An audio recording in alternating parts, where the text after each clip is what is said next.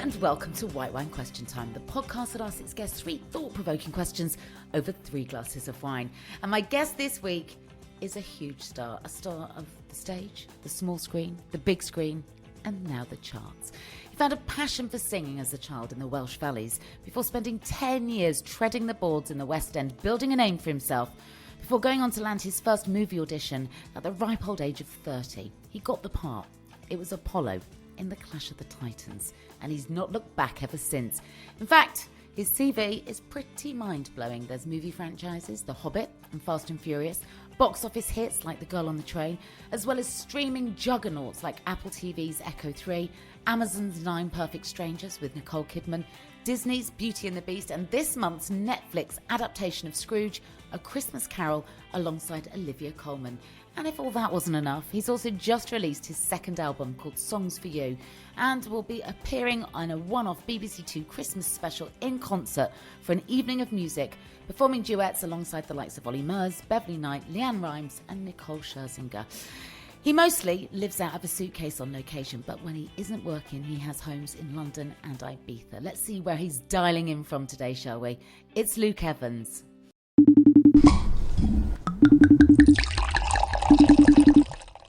How are you? I'm actually really good. I'm really good. I'm at home in London.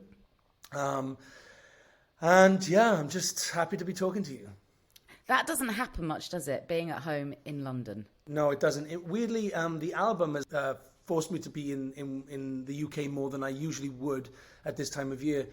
I obviously left it open so that I could do all the wonderful promo things that I've got to do and stuff. So I've actually been around the UK a bit, but during that time I've also had to go to New York to do the Echo 3 premiere and press junket, and off to Tokyo on Tuesday next week. So there's a lot going on, but I can make a home anywhere as long as I've got a nice glass of red wine and a scented candle. I can make a home almost anywhere. You sound like my kind of man. Hey, listen, congratulations on the record, because this is record number 2, album number 2. It's called Songs for You. I mean, there's 2 original tracks on there, but lots and lots of songs that we'll already know and love. And then you're rolling out every kind of proverbial red carpet to perform on the BBC Two specials. And you've got some real ritzy guests coming on with you. Oh my God, I can't even quite believe that I've already shot it. And the night was like a dream. It was like it was every time one of these guests came out onto the stage, I was getting to the end of the song, and I'm so used to doing this and being the guest that I was thinking, oh, my moment's over and I got to leave the stage. And then I'm going, oh, hold up a minute. You got to say thank you to them. They have to leave. And then you're going to have to invite somebody else onto the stage and sing with you. And I got the bug, I have to say. Kate, Did I you? loved it. Can I smell a tour? Oh, yes, I would love to tour. And I think, it was a really good sort of test to see if I could sort of hold my own and carry us. Because there's a lot of work goes into a live show, and then having guests. And obviously, I was... you've already mentioned them, but Beverly Knight, Ollie Murs, Leanne Rimes, Nicole Scherzinger, all incredible, very well-established, experienced performers, all coming with their thing, their vibe. And they were all so gracious and so kind, knowing I made sure they all knew, like, this is a new thing for me, so please, get me through it. And they just loved it as much as I did. Honestly, we had the best time. I mean, I sang Leanne Rimes' track the first time it's ever been recorded as a duet.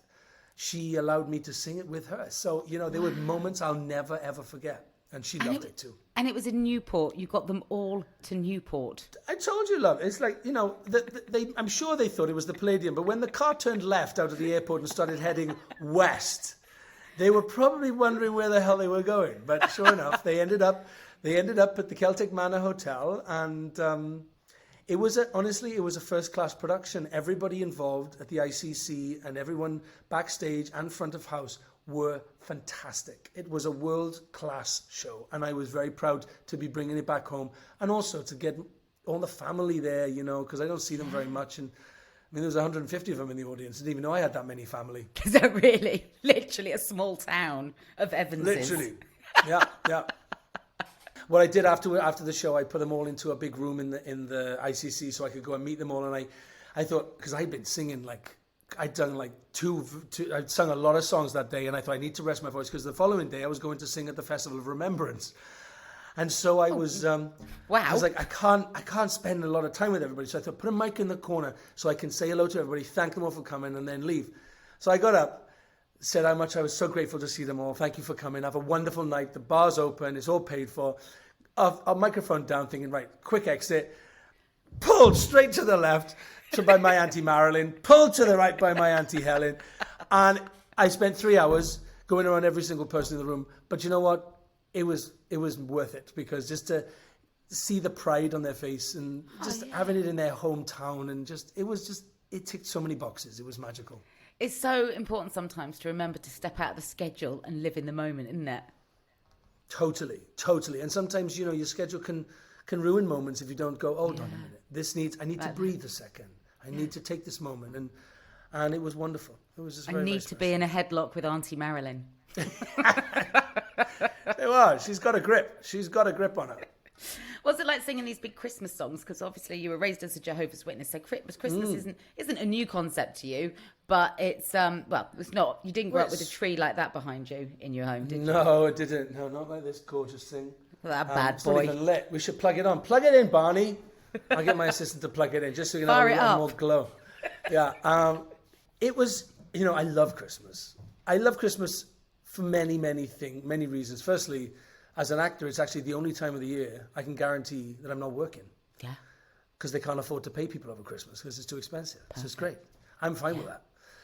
It also means I get to, be around my friends and family, and I travel at Christmas often, weirdly. I travel a lot for work. Traveling at Christmas. There we go. See, look at her.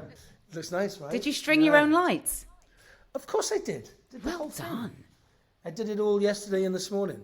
I actually had on Wham's Last Christmas, which weirdly I covered on my album. And I thought it was a very interesting choice of song that I knew a lot of people would be like, ooh, this is going to be interesting. And I always think that when you do a cover of a song, unless it's Bridge Over Troubled Waters or Somewhere Over the Rainbow, a pop song can sometimes be reinterpreted very many ways. I did it on the first album with a share track, If I Could Turn Back Time. I slowed it right down. And you did Pat Benatar with Love is a Battlefield. Pat what you did Benatar, with that Love was is a great. So, and often these lyrics are they're overlooked in these pop songs because they're sung at a speed that you sometimes are only listening to the melody, and of course it's a brilliant song, and I didn't want to touch it as that. But I thought, is there another way? Let's look at the lyrics. And you look at the lyrics of Last Christmas and they're tragic. They're so sad. Oh my God, it's heartbreaking. And so I thought, let's add strings. Let's take away the beat. Let's slow it down and let's just see where it goes. And sure enough, that's what we ended up with. What made you want to touch Christmas? Well, the last time I released an album, I didn't have a huge amount of time to record and think about Christmas, at least. And when the album did come out, everybody loved it, but they also said, where's the Christmas song? Come on. And so I said to everybody, I was like, guys, we got to put a Christmas track or two on this album. I said, otherwise, the fans are not going to be happy. And, I love those Christmas songs. And so I thought I'd choose a very traditional one, which I know is known internationally. So my partner is Spanish. He sings it in Spanish. I've heard it in Italian. I've heard it, and it's glorious. And it's just like this song has transcended time, culture, and it's historically beautiful. And when you hear it, it's Christmas, right? It's like, it's Christmas. All I need now is snow, a Yule tide gathering, and so I just thought that's why. Even my mum and dad like it. Do they? Of course they do. So you don't spend Christmas Day with your mum and dad then? You can go wherever. We have done in the past, but no, for them, they're just happy to be at home, and they've got lots of friends that they hang out with, because everybody's on holiday, at least. Everybody benefits from that.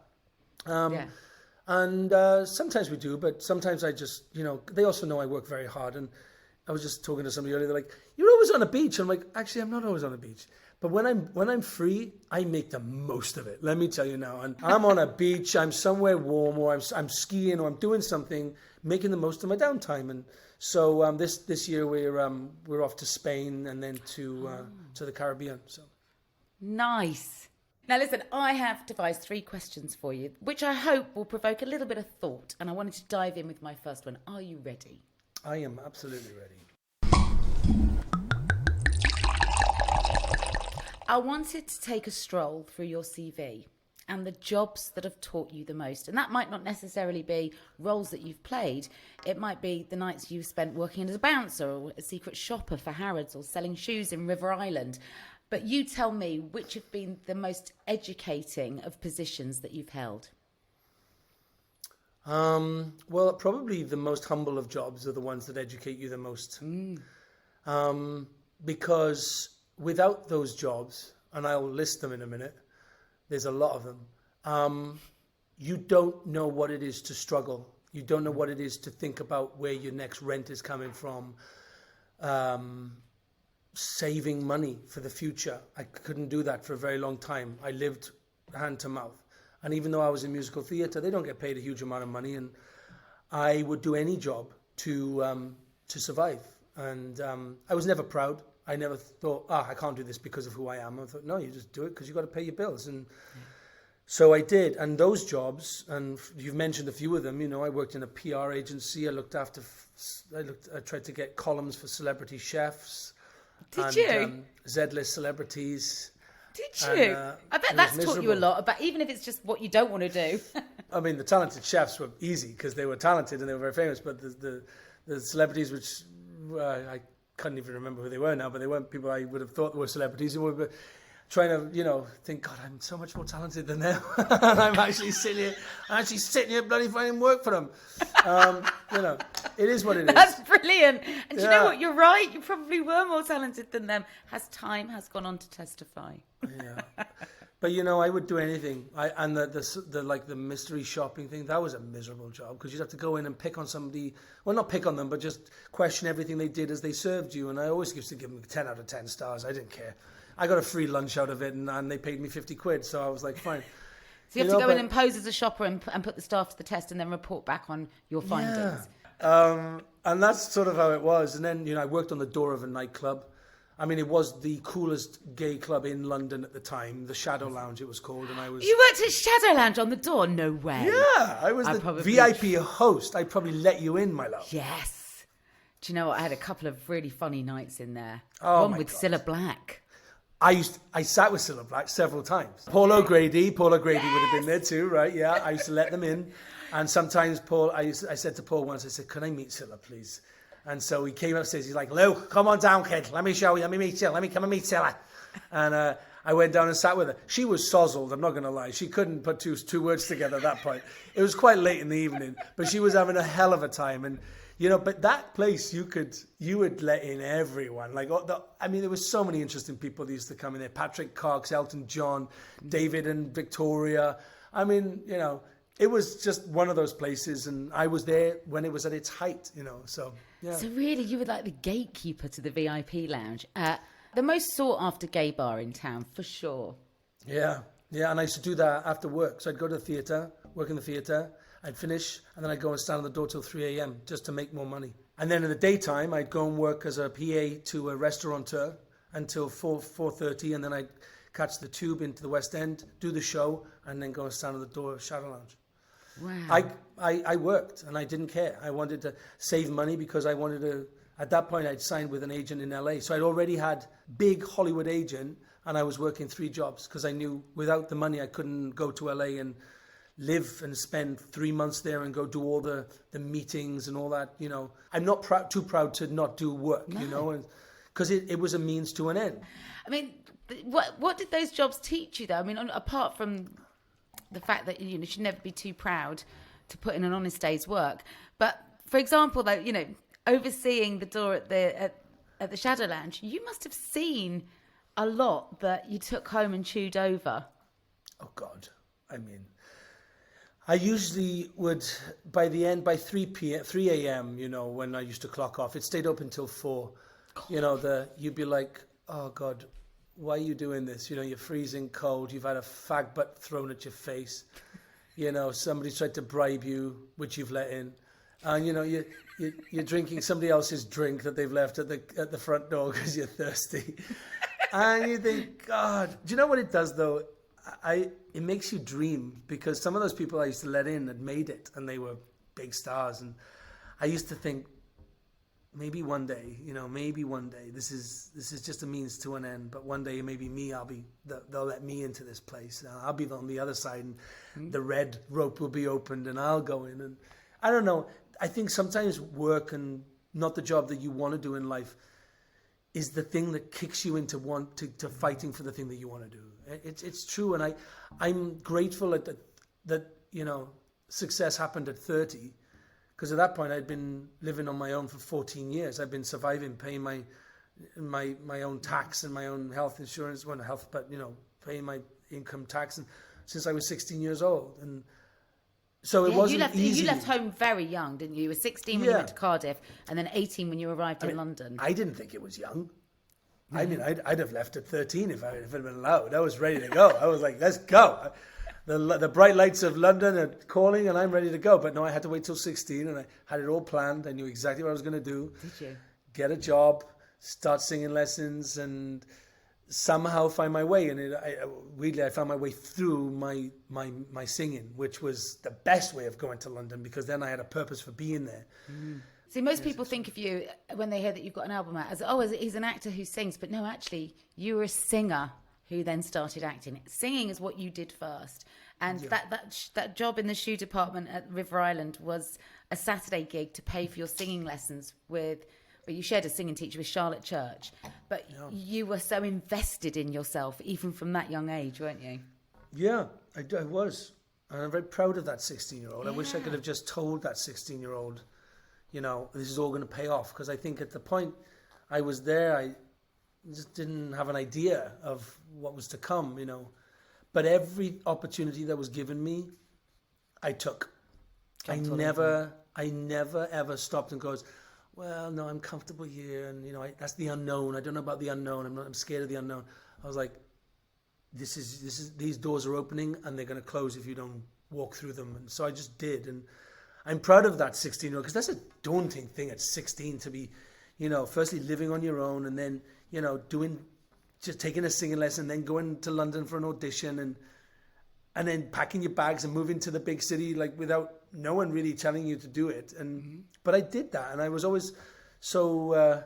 I often wish I could have been around for the 16-year-old Luke. Although the friends that I had then were amazing. They are still in my life. They were all in the audience at the show. I've known them since I was 16 years old. One of them I shared a bed sit with. And there they are. I'm the godfather to her son, and they're still there. And a lot of the stories that I tell in this show are about my life and how I moved, and they were all part of it, and they're still part of it. And that's, for me, that means much more than any success, is that you hold on to the things that got you there. Because I feel that's something that's very easy to forget in this business. God, yeah. You get so much smoke blown up your ass. It's an American phrase, but I love it. It just makes so much sense. Yeah. And if you're weak of character, you can very quickly forget who you were. Yeah. And I don't think it's good. I don't think it's healthy, But also, I think fame and success is something that you handle, A, much better when you're older, but B, much better when you've worked and fought really hard for it. And we live in such a fast food sort of society now, where you can enter a competition and be famous by the end of it. I'm guilty. I hosted shows like X Factor, which fast track people to #1 in the charts. But for you, that was the last time I watched it, by the way. Thanks, Luke. You were with Leona Lewis, right? That's right. Yeah. So when Leona Lewis was winning, or was on the show, we were in Avenue Q, and I was an understudy, so I was never on stage. So we used to be backstage with this little TV in the first actor's dressing room, which was right next to the stage, and we'd literally miss our cues because we'd be watching X Factor on a Saturday night. That's hilarious, but you really... Yeah. And one night, and the night that we all had to vote, I missed my cue because I was phoning and texting for Leona, over and over and over again. And then she came to the show. I was a big fan of Leona. What about the roles that have taught you the most? The sets that were the greatest classrooms? Well, I think the one I always remember, it was the first set I was ever on, which was Clash of the Titans. I'll just put it in context, I'd never stepped foot on a film set. I'd never stepped foot on a television set. I had never done a television advert. All I knew was this stage of 30 foot by 20, 30 foot back facing an audience. So I turned up on that day and I had hair extensions down to my waist. I was put in 24 karat gold plated armor, so I couldn't really walk properly. I looked fantastic on the set, but still, it was a lot. It was a lot. And I'd never stepped foot on a film set in my life. And my first scene was with Liam Neeson playing my dad Zeus and Ralph Fiennes playing my uncle Hades. Oh my God, I'm panicking for you. Can you imagine? Yes. And I had to just blag my way through it and make them think that I'd been doing this. Because nobody questions you. Maybe they don't know who you are. They just assume you've been doing this your whole life. No, I had never. It was like first day of college. Like I was like, oh my God, like watching and learning. And that day was a day I'll never forget with these two incredible actors, and I'm there, little Luke from musical theatre, now pretending to be a film actor in gold armour and long locks, and that's how it was. And I remember having a conversation with Liam that lunchtime when we couldn't sit down. The armour wouldn't allow us to sit down. So we had these leaning boards. So you'd start and you just lean back. You'd just be leaning like this. So Hollywood. So Hollywood. So we'd have these leaning boards. And me and Liam just standing with all our locks and his beard. And he's like, so what's your story, Luke? And I'm like, oh, I'm from this. I'm Welsh. He's like, oh, fantastic. And then I said, any advice for a young actor who's just starting out? He said, remember this. He said, you won't appreciate it now, but he said, you'll remember this later on in your career, is that the only power you will have as a performer, as an artist, is to say no. Because sometimes when you say no, you allow yourself to be available. And sometimes when you have said yes, the control is out of your hands. You've said yes, and you are part of the journey, and you're on that train, and it ain't going to stop until it gets to the station. Yeah. But the only control and power you have as an actor is to say no. And sometimes saying no allows you to say yes to something further on that you don't know about right now, which will change your life or change your career. And he was absolutely right. So what did you say no to that became an opportunity in disguise? There was a few moments in my life where I've said no to something, and it worked out. But the one that's really ironic is I had signed to do a movie. I was going to play a psychopath in a movie called No One Lives. Bit of a spoiler alert there. I got a call after 18 months prior to this moment. I had auditioned for The Hobbit and I hadn't got any response. I forgot about it. They'd actually started shooting at that point, and then they got a few months before they were going to start filming Bard the Bowman, and so they were going through audition tapes, and sure enough, after 18 months, they'd come across my audition tape. The agent then called me and said, they want you to fly to New Zealand. Peter wants to audition you, screen test you. And I went, but tomorrow morning I'm flying to New Orleans to do this low-budget, independent psychopath movie. And I couldn't get out of it. And so I had to say no. And you said no to The Hobbit? But I had to. I had no choice. I couldn't get on a plane and go to New Zealand. I was signed to do this movie, and I had to say no. And so I got on that plane that morning thinking that was my moment. That was my moment. And it's gone because I have to say no. I couldn't say no. I couldn't say yes. I just had to say no. And anyway, got off the plane the next 12 hours later in New Orleans. My phone came on and they said, Peter liked you so much that he's going to give you the job from your audition tape you did 2 years ago. No. Yeah. So I went from this low-budget, blood-fest, psychotic murdering film on a plane, not home, but from New Orleans to New Zealand. And then I stayed there for a year. Wow. Yeah. So, it's not the exact Liam Neeson story, but there was a no that turned into a yes. And, yes. There's moments like that in your career where you just got to go with your instinct and also go with whatever you have to do and accept the inevitable outcome, Yeah. Only sweat about the stuff that you can control the outcome of. Yeah, wow, exactly right, yeah. That's amazing. Well, thank God your audition tape was that good. I mean, I'd love to see it. It's probably shit. Doesn't matter. It got you where you needed to be. Yeah. Oh, right. Are you ready for your next question? Go for it.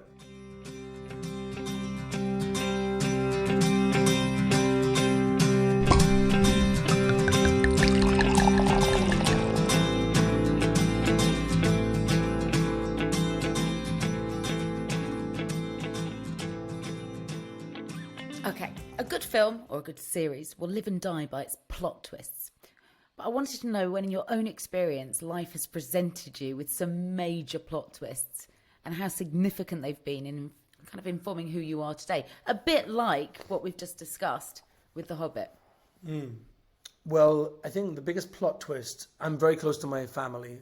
When I say family, just me, my mum and dad. I'm an only child, and my mum had me at 19. They were married at 17. My dad was 21.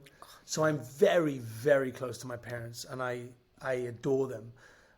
When I was in Avenue Q, which I've already mentioned, I had a call one evening as I was just about to go on stage to warm up. My dad had something wrong with, he seems to have had vertigo or something. My dad is a builder, and his career stopped overnight. He'd had a blood vessel burst in his spinal column, and he was never going to go back to work. And that moment, well, firstly I had to go on stage and do stuff, which is not easy when you've got family suffering. And as the weeks went by, it was very clear my dad wouldn't be able to go back to the job that he'd done. And then I realized that on my shoulders would be their welfare. And I was, an understudy on a West End show. I wasn't making money. And an only child. There's no sibling to share this with. Yeah. No. So I'd saved money at that point. I'd saved like £3,000, which was a lot for me back then. And with that money, the next door neighbour's house came up for sale. And I used that money, asked a friend of mine who had some more money if he would loan it to me for a moment so I could put down the deposit. So I bought the house. They didn't know. My mum and dad didn't know.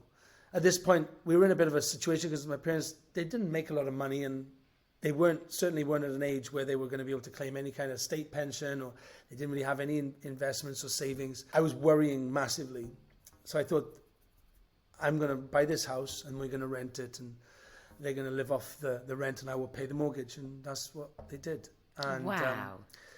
That was a moment when you realize, you can have all the success in the world, but the happiness comes from knowing that your family are healthy and safe. Wow. And so that was a plot twist I was not expecting, and we survived it together, and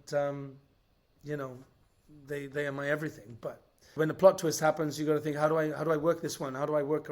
How do we solve this? And I didn't really know how it was going to happen, but yeah, 2.5 years later, I did my first movie, Clash of Titans. Wow. Paid off their mortgage. There you go. And you can, with a movie like that, you can clear down a mortgage. Yeah, their mortgage. I didn't have a mortgage. I was still renting. I tell them regularly, you put all your eggs in one basket, and it was a very dangerous thing to do. You were lucky enough, it worked out. But they also raised you with a good heart and a good work ethic, because those two things combined helped you to write your own way out of a plot twist. Yeah, I guess so, yeah. You did a similar thing when you wrote your own storyline, I suppose, with a kind of, devil may care, what have I got to lose letter to the casting director at the Donmar. You'd heard that having done, I think, what was it, about 8 years in musical theatre, you wanted to do a straight play. And there was a play coming up, it's called Small Change. It's about two Welsh lads, and your agent couldn't get you seen, so you decided to write them a letter. Yeah, I was changing agents at the time, and the one that I was with at the time couldn't get me in. So I thought, sod it, what have I got to lose? I'll just write a letter. And I took it to the stage door and the box office, and I said, could you give this to the casting director? And they were like, okay, thank you. And I just said, my name's Luke Evans. I'm 27 years old, 28 years old. I'm a Welsh actor, playing Roger in Rent down the road. But if you've got some time to say hello, I'd very much appreciate it. The play was about two Welsh boys and their mothers in Cardiff in the 50s and 60s, written by an amazing writer and director called Peter Gill. And a week went by and she called me up. And she said, sorry, I didn't get your card. I've been busy in auditions for a play that we're casting right now. And I was like, I know. Anyway, I went in. She'd let me go in and meet her. And I was very much out of my depth at this point. I'd only done musical theatre. And she said, I think you should meet Peter. He's very picky. He's been through 250 actors and he hasn't even got a shortlist yet. I was thinking, oh, Christ, well, what have I got to lose? So I learned to monologue, and I went in and met him. And within seconds, he said, stop. He said, where are you from? And I said, I'm from Aberbargad. He said, what river runs through the Aberbargad? I said, it ends up the Taff. He said, that's where these two boys used to swim. He said, that's where I used to swim. And he had a connection to me, which was more than the script. It was more about where I came from and who this person was in his life that he'd written about. And 3 weeks later, I got the job. And from that, I got cast. I got seen by agents and LA managers and, just crazy. That was the role that changed everything, really, wasn't it? That's the one that opened all the doors. I mean, listen, a door opens, you still got to walk through it and make that count. And you did that too. Was there ever a point, sort of 7-8 years in, of working regularly in big hit musicals, that did you ever think, well, this is it, this is as good as it's going to get, and this is great, by the way, but maybe I won't tip over into the leading man and Hollywood? As much as I was loving it, I'd given myself a time cut-off point, because it wasn't great. I wasn't saving money. I couldn't look to the future and see security. When a musical stops, and this is something that actors in musical theatre have to suffer with all the time, as their job finishes, they have to go work in somewhere else. Like, I have a friend that had to go work in Amazon, because he finished his job and he needed to pay his rent. It's a very difficult business. It's a wonderful business. And, when you love it, and you'll do it. But I come from a pragmatic working mentality where I was like, I can't keep doing this if at 40 years old, I'm still going to be without a house or an apartment that I own, being able to look after my mum and dad, being able to save money. I was looking practically at the future, and I couldn't see it looking that rosy. Wow. So I gave myself till 30, and I was going to stop. And then, I was either going to be back on the door of Shadow Lounge, or running the joint, or God knows what, painter and decorator, or professional Christmas tree decorator. Who knows? Exactly. I could have done anything, and I was ready to stop. I knew I wasn't ever going to stop singing, but part of me was like, you've got to find something that's more secure, that's going to give you a guaranteed, some solidity in the future, because I was worried, and especially with my mum and dad and all that. So, I put a time limit on it, and then, 3 years later, it was something just changed. in time as well, because that first movie audition, you were 30. Yep. So right on your own deadline. And by the way, at that point as well, I was like, this could be it. So don't go spend it on a Rolex or anything. It went straight into paying off my credit card debts, paying off my friend that gave me the money to pay for the deposit on my mum and dad's house, the house next door to them, and pay off my parents' mortgage. So at least then, even if it was the only job I ever had, I did something good with the money, and I was going to survive. I'm a survivor. I've been through a lot, and I'm good.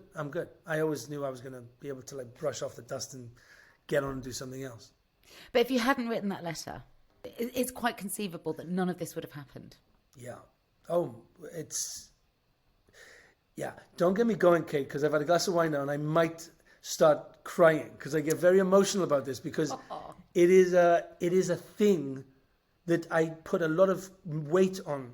I don't take it for granted, that moment that I, did something quite humble for an actor who'd done okay in musical theatre, go and write a letter to somewhere I'd been turned away from, and just hope that letter got into the right hands, If there's any message in that for a young actor, is you never take no for an answer. Yeah. Right? Yeah. Just keep going. And if they won't take the call, write them a letter. Drop them an email. Letter. DM them. And then stalk them. Stalk them. Set up an OnlyFans account in their name. And bribe the hell out of them. Yeah. Just grind them down. Just grind them down. But you only have yourself to thank for that.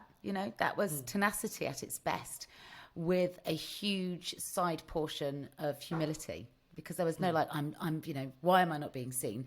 I'm established. I'm in the West End. There was none of that arrogance that you would have been entitled to in that angry moment. And I think I would like to think that I've kept that, because I've never thought that this was forever. And every job and every experience and every moment I get to do something I've never done before, I take it with all the gratitude I can find. and enjoy every second of it, knowing that it could possibly be my last thing I do. And I think that's a good way to look at it. Do you sometimes find things falling out of your mouth that you thought, I can't believe I actually said that and it's real because it's happening in my life, like I've duetted with Nicole Kidman or... Let me tell you, like every time they came on the stage, I was expecting them to say, ladies and gentlemen, Luke Evans, sing it. And I kept going to the end and going, oh, Christ, I got to stay on the stage and keep going. And to have like Nicole, so Nicole Scherzinger's on the show because I released this Nicole Kidman. I'm working with all the Nicoles at the minute. I'm going through. It's just Nicole's. It's all the N's this year. It's the O's next year. Alita Adams next year. Oh, she'd be good. She would be good. But, with Nicole, she'd seen the video and she messaged me on Instagram saying, oh my God, this is amazing. Babe, when are we doing our duet? And I said, whenever you're ready, I'm here. And I thought, you know what? I'm not going to stop there. I'm going to go and DM her because we're friends. And I said, hey, if you want to sing with me, I've got this show we're doing. Please think about it. We can sing whatever you want. We can do something amazing. And that's how she's on the show. Again, wow. A moment I could have just let it go and she wouldn't have come. Yes. And she came over. She there came over go. and did it. Yeah, so... You are a prolific letter writer. I love it. DM her. Well, that's the modern interpretation of a letter, I guess, these days, isn't it? But that's brilliant. And you're quite right. You have those moments where you go, no, actually, I'm going to push this because she's clearly quite keen, so why shouldn't I? Yeah. Like wanting to do your podcast, by the way. I love your podcast. And do I want you? to do it. Yeah, I love it. I listen to them all the time. Yeah, Thank you so much. Wow, I'm very flattered. Very flattered. Then you'll know You've made me an alcoholic. Yeah, exactly. I'm a professional drinker. There you go. Talk about write your own script. I wrote mine. There we go. Right, third and final question. Are you ready? I am.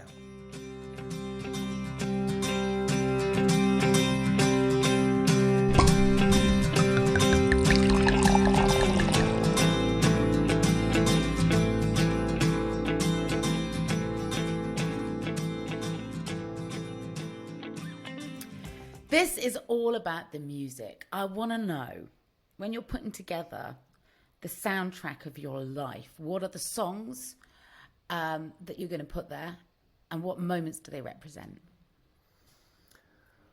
Oh my God, there's so many.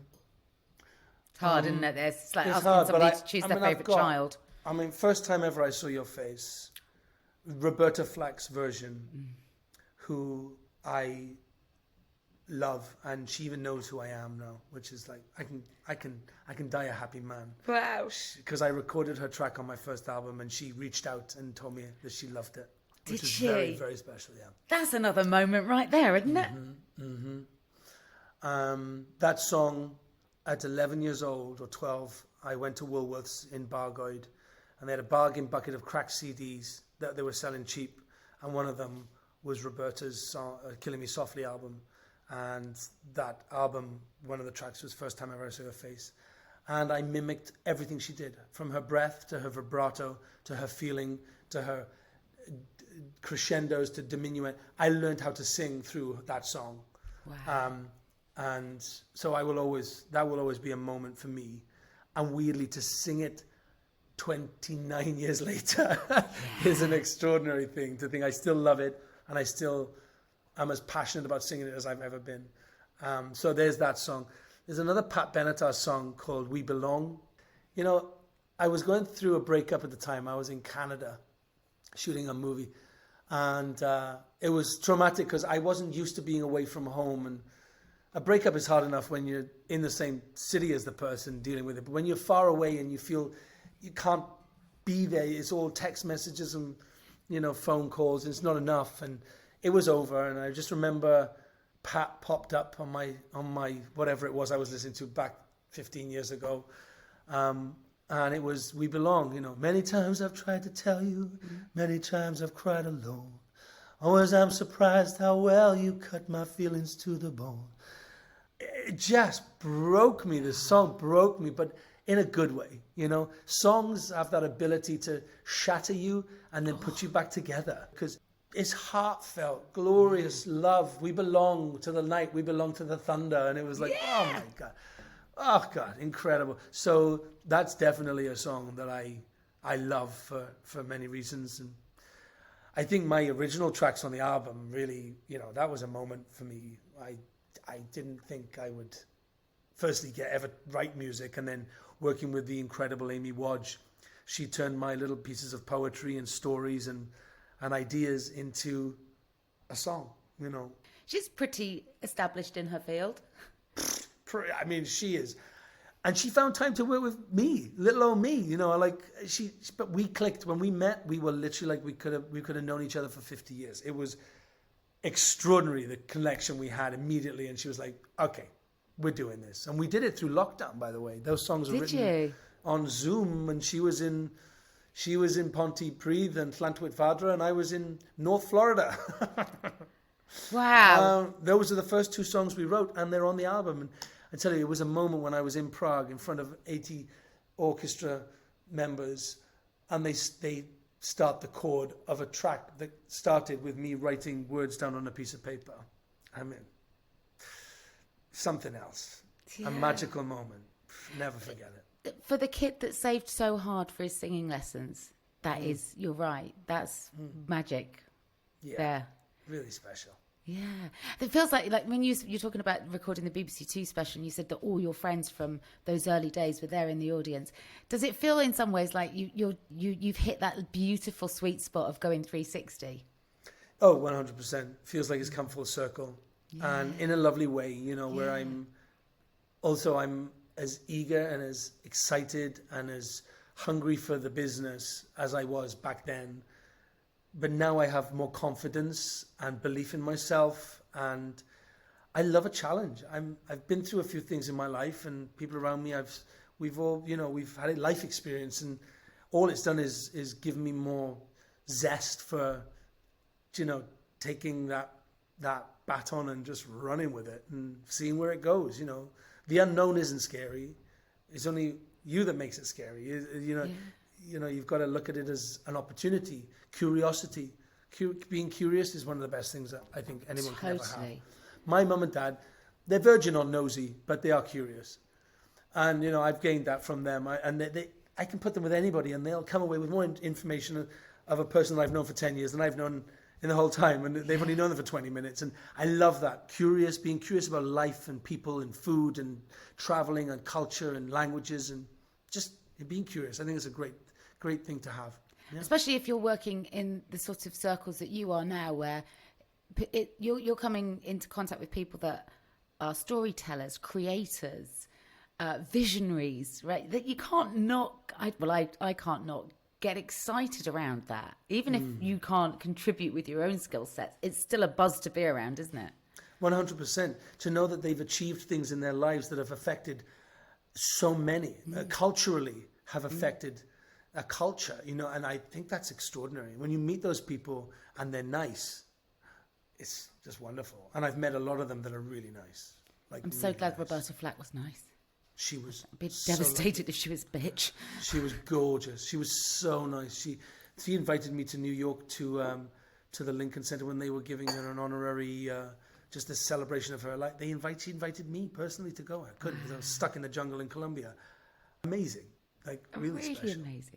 What do you think is the song that says you? The song that is almost an anthem for you? Well, I tell you what. There is a song which I absolutely love, which, being who I am, being a gay man in this industry and have broken boundaries and hopefully still will break boundaries and allow people to see people in a different way. I hope I've helped with that a bit. This is me from The Greatest Showman. Yeah. It's like, this is me. Take it or fucking leave it. This is who I am. Give me the opportunity and I will prove to you that I can do it. But just allow people to be themselves and just let their talent and their abilities rise above everything and be seen for that, not for anything else. Yeah. Your identity is many things, not one. And that song is, it's an anthem to a lot of people I know, but it is sort of it's a great song. Is it unusual that, at the top of the show, I read an introduction about you, about who you are and what you've achieved. I didn't mention that you're gay. Is that rare? Yeah, extremely. Yeah, you. It was actually quite. I didn't actually realize you hadn't, but then now you've told me. Yeah, you actually. This is the first time we've talked about your sexuality, and that's because I brought it context. up. Yeah, it is something that is brought up very often, and in a way, I understand why, and in another way, I'm like, until it isn't something that people feel the need to bring up, then we haven't changed enough because it needs to be normal. But you know what, Luke? As I was sat writing it the other night, I just thought, well, I don't write when a guest is straight. No. So why would I write that you were a gay man? Straight actor Leonardo DiCaprio. You never do to that. Kate Thornton. No, it wouldn't be like, it wouldn't be anything. And but if I was a lesbian, they would say lesbian Kate Thornton. It becomes a precursor or curse in the way, in as much as it overrides your identity.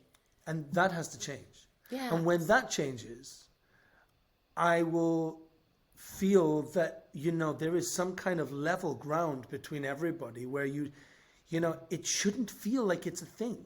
It shouldn't be a thing. It's like it's no one's damn business. Like, and it shouldn't be attached to your talent. No. It's ridiculous. I also understand that, gay people, trans people, have suffered in my industry. I'm aware of that, to the point where I know that there are, I'm sure, many gay actors who still don't feel that they have the strength or the courage to come out because they're scared that their career or their future career may be tarnished by the fact that they will open up and say, I'm gay. So we got a long way to go still. The fact that I've done it, it's not that I did it. I mean, the weird thing is the press always made out that I came out, had a girlfriend. She was my best mate. I took her to, she's anyone who had a nice dress to wear and she wanted to walk a red carpet. She'd never been on a red carpet before. I had a lot of those stories going on, but I was always gay. I left home because I was gay. It's just weird. It's just weird. And it's that is the thing that has to change, because until that changes, things are not normal. And I'll just keep doing my thing. I'll just, I'm playing Delta Force Special Ops, very hardcore Rambo-style soldier in the Colombian jungle for 10 episodes on Apple TV+. I'm also the husband of Billy Porter in a beautiful Kramer versus Kramer LGBTQ story, which is a movie we shot. Wow. I'm mixing it up. As you should. I'm trying to be a voice in my own way. I don't need to be a spokesman or have a script. I'm just doing it my way. This is who I am, and I'm lucky enough to be working, and I hope that I'm working because of my talent. And that is why I get these jobs. And I think I have. The people that I've worked with and people that have cast me have definitely had much clearer, like, outside of the box ideas about, who can play the roles. So Hollywood isn't completely, obsessed with it or frightened of it. No, but, I hope not. But progress must feel very slow at times, and I hope. Well, look, you know what? Today we did the show, and it's right at the end that you're gay. Yeah. That's nice, right? Just that feels lovely. Like I really normal... appreciate it in a way, like the fact that you didn't bring it up and I did. It's nice. That's really how it should be, regardless of the fact that you've got a movie to promote or a record to sell. Yeah, exactly right. Yeah, good for you. One last song. What's the song that they send you off on? Oh God, it's probably.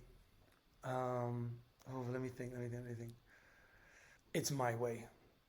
Yeah. Well, you really have, haven't you? Yeah. I mean, he knew he had a hit when he wrote it or when he sang it, but did Frank Sinatra know that it would be a torch song to so many people in so many different ways? No. And, those words are just perfect. They are everybody's story. It's a universal feeling of regrets. I've had a few, but then again, too few to mention. I've lived a life that's full, and I see it as an encouraging song, an inspiring song. But we all need to feel authentically ourselves, and I try every day to be that person, even when sometimes people go, maybe you shouldn't say that, or maybe you shouldn't. I'm like, no, this is me. I'm trying to keep an authenticity to a very synthetic business that I'm in, where I'm constantly in someone else's bloody skin with a different name and a different voice. Give me my moment to speak for me and be myself. And I like myself. For a long time I didn't, and I'm happy with it. And that's so nice to hear. Yeah, it's lovely to genuinely like the skin you're in. Oh, too right. And that's not about liking what... I prefer it when you're it's in the more mirror. tanned. Yeah, well, there's always a spray, babe. But you're right, about being comfortable in the skin you're in is something, especially the younger generation who now have to deal with social media and all that trolling and looking at perfect lives, and none of it's real. And it must be very hard. I'm just glad I wasn't brought up with the social media world, because I think it would have knocked me sideways. I do think it will change. I do think it will eat itself in some form. Too. I hope so. Me I too. really hope so. I hope we can find the good in it and kind of park some of the more negative stuff, for sure. Yeah. But thank you so much for talking to me today. Oh, my I love absolute your pleasure. story. And we could have gone. I could have gone into the night on this one. Thank you so much. Merry Christmas. Merry Christmas, love. And a very Take happy care. New Year. Yes, you too, darling. My huge, huge thanks to Luke Evans. You can download his brilliant album, Songs For You, wherever you get your music, and you can catch him live with his music special. It's called Luke Evans Showtime on BBC Two in December, or catch up on iPlayer. My thanks to you, as always, for your company. That was a lovely episode, wasn't it? I hope you enjoyed it as much as I did. And my thanks to Maria Nibbs and the Yahoo Studios team who produced the show with me. Editing is by Eleanor Humphreys, and our beats come courtesy of Andy Bell. For more chat with great stars from the big screen, our back catalogue features the likes of Alan Cumming, Jason Fleming, Hannah Waddingham, and many, many more. So dive in and scroll your way to more great conversations. Right, time for me to hang my Christmas stockings up and say see you on the other side. Have a very Merry Christmas, one and all. Thank you so much for your company this year. And wherever you are and whoever you're spending it with, have a very cool Yule.